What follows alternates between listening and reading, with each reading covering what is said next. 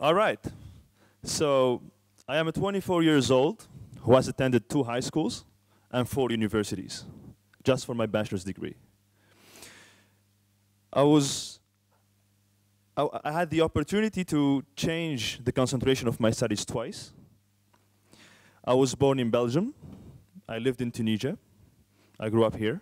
I studied in the States, and now I'm back here to Tunis. I'm working on sub-Saharan Africa. So when I look back at the choices I made during all these years, I sometimes think to myself, was this what I've always wanted? Was this what I've always expected me to be?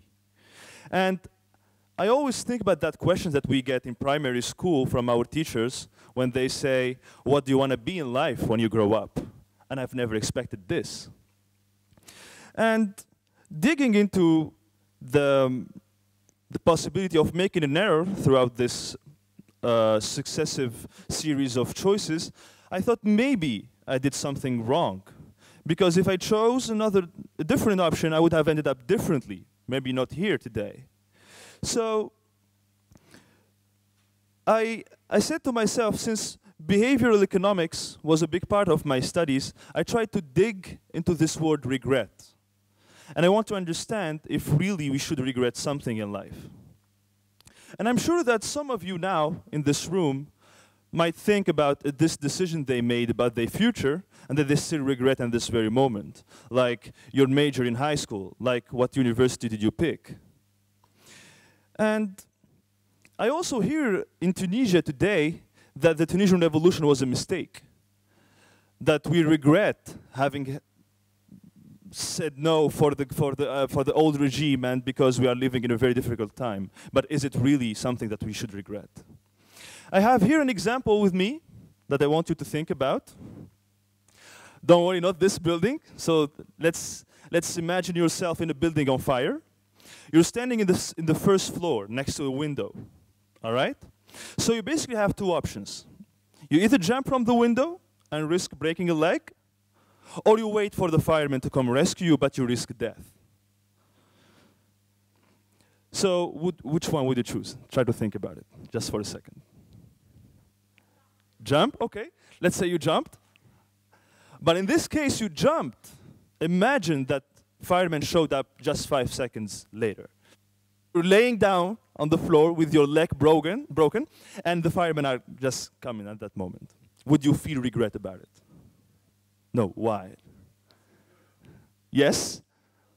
Okay.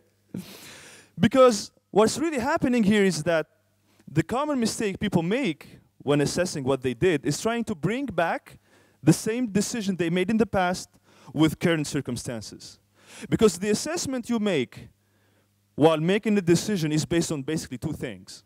Your past experience, what you lived before, and the circumstances under which you're going to make the decision. For example, you're not going to think about the same thing while laying down on your bed or working, for example. So I try to also approach this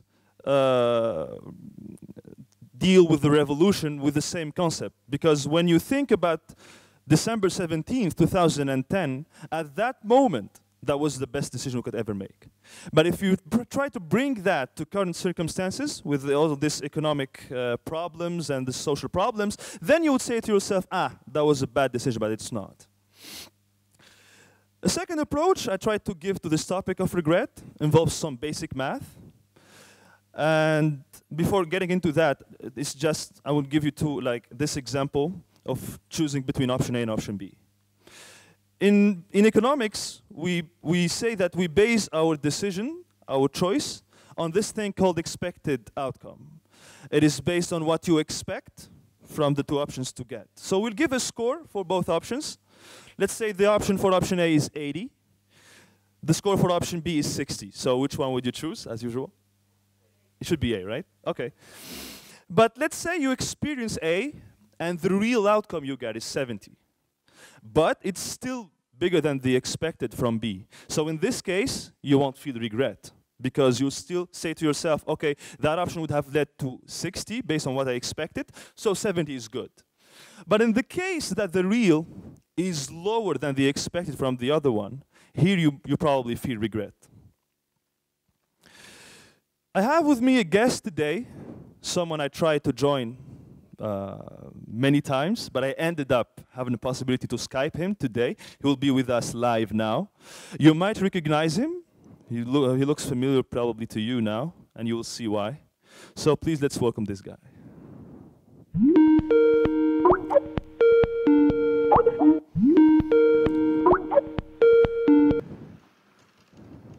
Hello. It worked? Yes. I'm having a call with the future me? Who are these people? So this should be TEDxMSB, and this is May 17th. Wow. Hey people, how are you? How are you, my friend? We're doing good. So, everything is good? I'm good. All right, perfect. So I'm here with TEDxMSB, and we'd like to see the date. Could you please show us on the screen, please? I mean, it's April. Just to April check. 25th, but if you don't believe me, okay.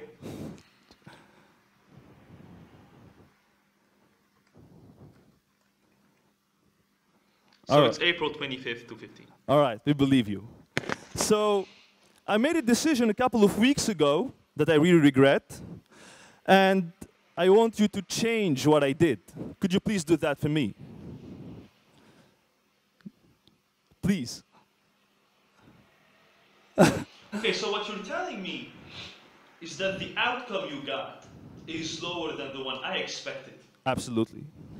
So let me tell you this. So what you're saying is that my evaluation or my expectation has a margin of error because I expected something and you lived it.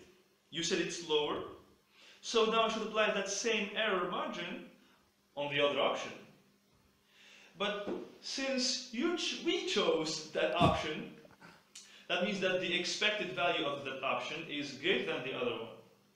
So if I apply the same margin of error to both, I think the order of preference will remain the same. And I'm sorry to tell you, Nafa of the future, that I will not change the decision. Are you sure about that? Absolutely. Okay, so thank you for being with us. I'll get back to my audience and prepare for the TEDx talk, and thank you. Okay, well that was brief, but very cool, and I hope we get a chance to talk again. And I don't like that haircut, by the way. I don't know if you guys like that or not. All right, thanks. Bye. Bye.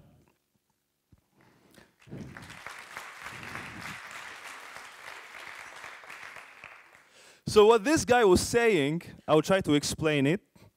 So when you expected 80 from option A and you get 45 as the real outcome that you lived, you have a margin of error in the way you assess the thing. So you expected 80, it's lower, so you have a problem in that assessment you made. So there is a margin of error of, let's say, 35. And if I give you the time machine to bring you back to that moment in which you made the assessment, knowing now that you have this margin of error, the expected from option B would change from 60 to 25. You have to apply the same margin of error to the other option again, which will bring us to the same result that option A was your best option, and there is basically no regret. So to sum up, the reason I'm doing this is to highlight this attitude of being positive about your life. All what you've done in the past reflects your ability at that time, your learning at that time, and your choices at that time. And denying something is denying yourself. And no one should deny himself if he wants to progress. So I want to highlight this difference between regret and learning. Regret is destructive, but learning is very constructive. And while thinking about this, you'll be building this library of experience, which you will use in future decisions that might be similar to this one. Thank you very much.